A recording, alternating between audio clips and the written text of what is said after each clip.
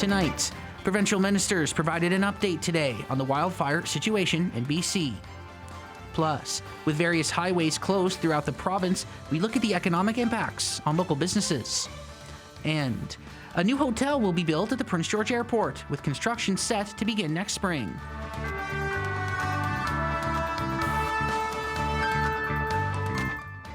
Good evening, folks. I'm Eddie Huband, and welcome to CKPG News. Our top story tonight, provincial ministers addressed the public today, providing an update on the current wildfire situation that's raging throughout BC. And there were some highlights outlining how this year's battle is a little bit different. Cheryl Jan has the latest on the wildfire front and the outlook for the coming weeks. As of this morning, there are approximately 550 people under evacuation order and another 5,000 under evacuation alert.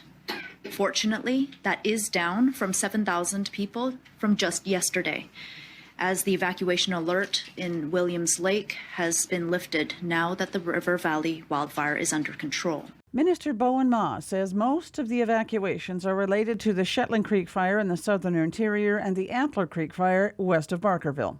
Here in British Columbia, our wildfire situation is rapidly evolving, and we may see more evacuation alerts and more evacuation orders in the days ahead. Right now, we are asking everyone to take steps to be prepared, and that means having your grab-and-go kit ready for your household. Forests Minister Bruce Ralston joined the briefing for the first time today, and he had a startling stat to bring to the conversation. Recent summer storms have added lightning to this mix, and we are seeing a sudden increase in the number of wildfires as a result. And wildfires are frequently started by lightning strikes. And by lightning, I mean there have been more than 70,000 lightning strikes in the last 3 days. He says what has been different with this firefighting season is the newly forged relationships with local authorities. Building on our work together through the Premier's task force, community support and participation has already become a theme of this year's fire season. No doubt there will be challenges ahead, but we're seeing concerted, strengthened collaboration efforts between local governments, First Nations, local fire departments, and the BC Wildfire Service in many parts of the province. He cites the joint efforts with battling the River Valley fire in Williams Lake, and he says the immediate forecast doesn't bode well in some parts of the province, but the north might get a break. In the days ahead, though, there's some relief coming to parts of the province. The heat should lessen, and we'll see much needed rain in the north, and there are actually some rainfall warnings in some areas. However, everywhere south of Prince George in the center of the province will remain hot and dry. Currently, there are 434 fires burning in the province, 87 of which were started in the past 24 hours. Cheryl Jan, CKPG News. Now to an update on a wildfire that's caused angst for many in the region. The Antler Creek fire has grown significantly since yesterday. What started as a 3,300 hectare fire at the beginning of the week rapidly grew within days and is now upwards of 14,000 hectares. The Antler Creek fire is just southeast of Barkerville and Wells, both of which have been evacuated. There are roughly 230 BC Wildfire Service personnel and local contract personnel working the fire, with aircraft and helicopter support as well. Some mildly good news, though. There is reason that the fire has jumped in size, and it's not a cause for alarm. Yesterday, we were able to go up with our aerial sports and see and be able to track the wildfire, see that it actually grew to other fires and swallowed them up, however you want to put that, and that's how we saw the increase. So we had anticipated it growing in size. It isn't any closer to Barkerville than it was. It's about 2 kilometers away from Barkerville, and so that has remained the same. Wildfires across our province have caused several major highway shutdowns, which has had an impact on the supply chain and several local businesses. Tommy Osborne has more now on how local companies are managing the road closures. Highways across the province have been shut down due to wildfires, including Highway 16 eastbound since Monday, among many others. This has made traveling a headache for many, and it's also put a strain on the supply chain and several local businesses. We're just running alternate routes. The Highway 16 closure, we run around through Dawson Creek and come through the Pine Pass, which Yes, adds 4 hours on, and it's a direct cost to us. The additional 4 hours doubles into 8, as it also impacts drivers coming back. With hundreds of trucks being sent out, the costs can quickly add up. That's 8 hours a day of someone's wages we're paying extra, and then all extra fuel, maintenance, everything else, it all adds up. And yes, it would be hundreds. Jensen added Rosenau Transport tries to avoid passing costs onto customers, meaning the company is currently burdened with thousands of dollars of extra costs. If the closures are extended or grow more severe, it's possible the cost would have to be passed on, impacting everyone involved. Transportation doesn't have, a high profit margin, so in those cases we have to pass that back on to the customers, and it would be passed on to each customer who would then share it. The BC government's Ministry of Transportation says it's aware of these challenges and works to continue to find alternate routes when a major highway has to close. We did hear from that there were some supply challenges, but it sounds like those supplies, whether it's fuel, groceries, are getting to those communities. So it is something that we certainly recognize and don't take lightly, but the closures do happen and are coordinated with BC Wildfire Services. You can find up-to-date information on all highway closures on drivebc.ca. Tommy Osborne, CKPG News. And a quick note, with wildfire season in full swing, CKPG would like to remind you what to do in case of a wildfire emergency. The BC Wildfire Service recommends creating an emergency plan to prepare you and your household in case of a disaster. As part of the plan, pre-register for emergency support services before you need help. Make a master contact list of family, friends, neighbors, and employees, and make sure everyone has a copy. Also be sure to have a grab-and-go bag handy, including items such as water, a phone charger, extra batteries, a first aid kit, cash, maybe some toiletries, as well as copies of important documents. For more information on how to prepare, go to our website, ckpgtoday.ca, and hit the Wildfires tab. In local crime news, Prince George RCMP is looking to speak with anyone who might have information on a late-night shooting that took place on July 15th. The shooting happened on the 1000 block of Liard Drive. Police were advised by an employee at this location that sometime during the night of July 15th into the 16th, a bullet had struck one of the windows, though it did not penetrate fully into the residence. A bullet hole had appeared in their window sometime during that night. So police are now looking for anybody that may have been in the area, has dash camera footage or video surveillance, or maybe even caught something on their cell phone, or witnessed something that seems suspicious that evening, or has information on what would have led to the bullet hole being found in that location. Prince George RCMP are also asking the public to keep an eye out for a wanted woman. 37-year-old Brandy Lene Potskin is wanted on 3 unendorsed warrants for theft under $5,000 and failure to comply with a probation officer. She is 5'6", 170 pounds, with black hair that's dyed blonde and brown eyes. Potskin is dangerous and should not be approached. If you do locate her, contact police. The Bank of Canada has delivered a widely expected interest rate cut today, marking the second consecutive time it's lowered its policy rate. The central bank's quarter percentage point cut brings its policy rate down to 4.5%. The bank says the decision was motivated by continued progress on getting inflation down, as well as a weakening economic condition. Governor Tiff Macklem says as inflation edges closer to its 2% target, the central bank is trying to avoid the risk of the economy and inflation weakening by more than expected. This decision reflects 3 considerations. First, monetary policy is working to ease broad price pressures. Second, with the economy in excess supply and slack in the labor market, the economy has more room to grow without creating inflationary pressures. And third, as inflation gets closer to the 2% target, the risk that inflation comes in higher than expected has to be increasingly balanced against the risk that the economy and inflation could be weaker than expected. The results of a recent webinar on the perils of salvage logging come as no surprise to organizers.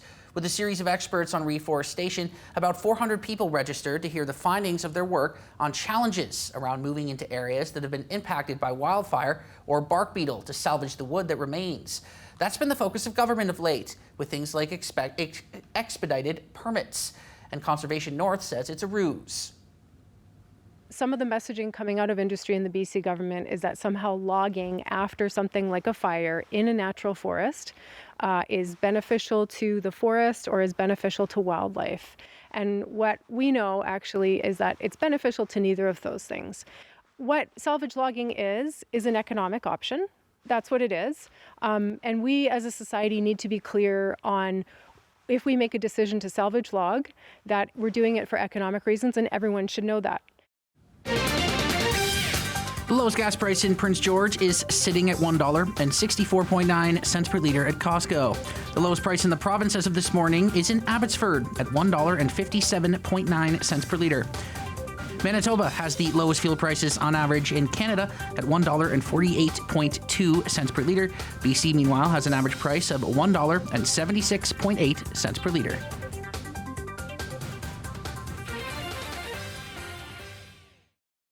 CKPG Sports is delivered by Domino's. Join the Domino's Lunch Club with 25% off all regular price pizzas every day. Visit domino's.ca to join the club. Special Olympics Prince George athletes were first and second place winners in their first bocce competition of the year. Special Olympics bocce athletes were excited to travel to Burns Lake to compete in their first ever bocce regional qualifier a couple of weeks ago.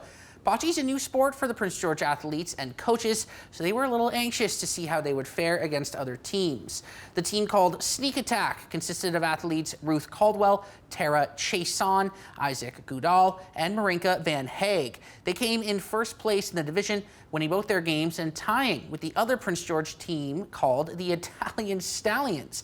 Instead of the usual ribbons, the athletes were awarded beautiful wooden medals, which they will treasure. Oh, they did great. They brought the passion and the hard work that they learned over the time to gain all the skills for bocce. We played bocce to do regional qualifying, and my team came in first. Well, our next step will be the provincials for next year. So hopefully we'll be able to regain focus, build on some more extra skills, and come out on top next year. It makes me proud to be on teams for Special Olympics. Brady Harper continues to rack up the accolades as the Kodiak kicker has been named BCFC Special Teams Player of the Week for Week 1. After being named an All-Star last season, Harper picked up where he left off in Week 1. The Fort McMurray, Alberta product was perfect on Saturday, kicking a pair of field goals and adding 3 extra points, helping the Kodiaks to a 39-34 victory over the VI Raiders. He'll look to remain perfect on the season next week when the Kodiaks travel to take on the West Shore Rebels. Plenty of baseball action to get to from last night, including some great highlights and also a comedy of errors that may remind you of junior ball. All in tonight's CKP3. Starting off with big hitting Blue Jays. Walking grounded to second. And this one sent to deep center field. It is gone. And he just keeps on swinging it. Another home run for Vladimir Guerrero Jr. Even though the Jays lost this game, Vladimir Guerrero Jr. continues to impress, as that's his 17th home run of the season, which leads the team. Justin Turner also showed off his big swing with another homer in the same inning. Next up, a batting clinic. The 1-1. Hines robbed down the line, hooking towards the corner. It's down. Base hit up against the wall. Hayward in to score. Biggio's headed for the plate. Estrada still is late, and Ohtani's driven in 2 with a 2-out double. Even when he's not hitting homers, Ohtani continues to show he's one of the best hitters in the business, as he had 3 runs batted in for the Dodgers as he showed off his precision to extend the Dodgers' win streak to 5. Finally, a disastrous inning. Fired the first 12 in a row. Drury at the tapper toward third, charging in Rojas. For the first is low. The other LA team certainly appreciated this Mariners meltdown, as this missed opportunity for an out in a 0-0 game turned into a 5-run inning for the Angels. Logan Gilbert gives up a walk with bases loaded, only to throw the ball away on the next bunt, and what was looking like a solid defensive game turned into a 5-1 Angels win in tonight's CKP3. The TSX is down 174 points to close at 22,640. The Dow Jones is down 504 points to close at 39,854. And Canfor went down 38 cents to close at $14.52. Good evening again, everyone. We are in for a change as we move into the evening as well. Today as well, a little bit cooler out there, and certainly we have a risk of a thunderstorm going into our evening tonight and into tomorrow as well and through the afternoon hours. So it is going to be a cooler and a little bit more of a wetter trend as we get into the next few days. But by the weekend, we should be drying out once again and seeing those temperatures bumping back up. So lots happening here as you look, but we'll show you the futurecast, which breaks it down a little better the next 48 hours at least. Again, the yellow indicating the risks of thunderstorm activity, and the green is the precipitation that will be coming with that. So showers in the mix. It's a good chance that we'll see that right through the next few days, especially through our afternoon hours tomorrow. Northwest winds will be a little bit gusty tomorrow afternoon, up to 40 kilometers an hour or so. 19 will be our high, so we're still into the upper teens for the day tomorrow, but that temperature will climb going into Saturday, where we'll be back into the mid-20s. 20 degrees Fort St. John. It's actually going to be a pretty pleasant day up there tomorrow. Down through the southern interior, some showers expected into Thursday afternoon, and 22, which is a much cooler temperature than close to 40, what they were seeing or what they have been seeing the last little while. 21 degrees Vancouver, 19 in Victoria. So a little bit more of a cooler trend right across the entire province. It's going to be wet down through Quesnel and McBride's going to see a real big drop in temperatures tomorrow. It was warmer there today, 15 for tomorrow. Drying out up through Vanderhoof, Fort St. James, Mackenzie, and into the low 20s for your high. So pretty pleasant day actually going forward, and not so pleasant as we move across the country in some areas. Edmonton certainly going to see some thunderstorm activity and a much cooler temperature at 18.